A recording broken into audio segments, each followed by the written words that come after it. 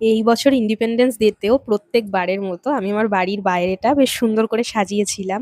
তো ভাবলাম যে এবছর কিভাবে বাড়ির বাইরেটা সাজিয়েছি সেই ভিডিওটা তোমাদের সাথে ছোট করে শেয়ার করি। এই একটা মেমোরি হয়েও থেকে যাবে। দ্য স্পেশাল থিং ইজ এবার কিন্তু আমি মোটামুটি আমার সাজাতে বেশ সময় লেগেছে, কারণ ওই রাত 12টা কি 12:30 থেকে আমি সাজানো শুরু করেছিলাম। পুরোপুরি একদম সুন্দরভাবে সাজাতে আমার মোটামুটি 3 থেকে 4 ঘন্টা মতো টাইম লেগেছে। মানে মোটামুটি ভোর 4টে কি 4:30 পর্যন্ত আমি সাজিয়েছিলাম। আর সবথেকে বড় কথা, এই পুরো সময়টাতে আমি কিন্তু একা ছিলাম না।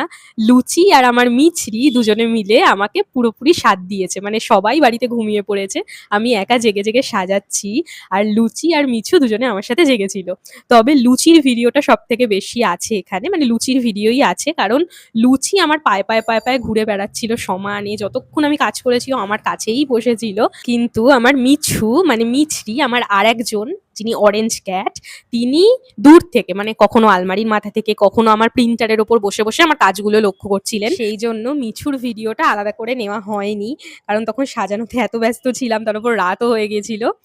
আর আরেকটা ব্যাপার, সেটা হলো মিছু খুব বেলুনে ভয় পায়। মানে যেই দেখবে আমি বেলুন ফোলাচ্ছি, সেদিনকেও তাই হয়েছে।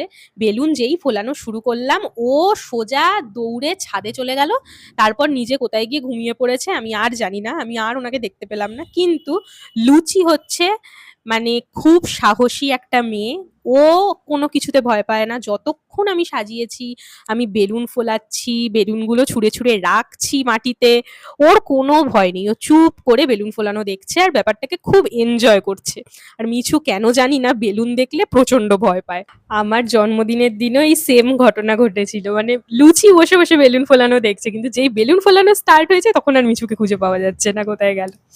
তো যাই হোক, এইভাবে প্রায় ভোর 4টে কি 4:30-র সময় আমার সাজানো পুরোপুরি শেষ হলো। আর এখানে সেটা তোমাদের সাথে শেয়ার করলাম। তোমরা জানিও যে ইন্ডিপেন্ডেন্স ডের দিন আমার এই ডেকোরেশনটা তোমাদের কেমন লেগেছে। আর আমি সামনে যেই বড় পতাকাটা রেখেছিলাম, যেটা কাপড়ের পতাকা, ভাবছিলাম আমি যে পতাকাটা যদি ওড়ে খুব ভালো হয়। তো পরের দিন সকালে উঠে দেখি এত সুন্দর হাওয়া দিচ্ছে, আর হাওয়াতে পতাকাটা এত সুন্দরভাবে উড়ছিল, আমি ওই ভিডিওটা ক্যাপচার না করে থাকতে পারলাম না। এত সুন্দর দেখতে লাগছিল পতাকাটা উঠছিল বলে। মানে আমার ডেকোরেশনটা পুরো যেন কমপ্লিট হলো পতাকাটা ওড়ার পরে। আর সকালবেলাও দেখো ঠিক কিন্তু পতাকার নিচে এসে লুচি বসে আছে। জানো তো, আমি না আগে আগে আমার বাড়িটাকে এরকম সুন্দরভাবে সাজাতাম না ইন্ডিপেন্ডেন্স ডের দিন। এইটা আমি ইন্সপায়ার্ড হয়েছি আমার ভালোবাসার মানুষটার কাছ থেকে, রূপনের থেকে। ও প্রত্যেক বছর ছোট্ট থেকে ওর বাড়িটাকে খুব সুন্দরভাবে সাজায়। ওর বাড়ি মানে ওর বাড়ি যে ঝুল বারান্দা আছে ওটাকে, ওর সাজানোটাও এবছরে তোমাদের সাথে শেয়ার করলাম। কেমন লাগলো জানিও কিন্তু। আর ভিডিও ভালো লেগে থাকলে প্লিজ চ্যানেলটাকে সাবস্ক্রাইব করে দিও।